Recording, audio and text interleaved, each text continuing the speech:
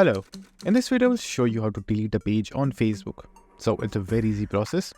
So open your browser and open Facebook on that. Now, firstly what you would do is just simply switch to the page that you want to delete. So go to your profile over here, then switch to the page that you want to delete. Now once you're switched, again click on the profile and this time click on settings and privacy. Then go to settings. Now click on privacy. Then click on Facebook page information. Now just simply click on deactivation and deletion option. Click on view over here. Now just simply click on delete page. If you want to deactivate a page, you can also do that over here as well. But in this case, I want to delete the page. So choose the option, then click on continue. Now, if you want to download the information, you can also do that over here. But in my case, I don't want to. So I'm just simply going to click on continue. And then after you enter your password and click on continue, your page will be deleted permanently.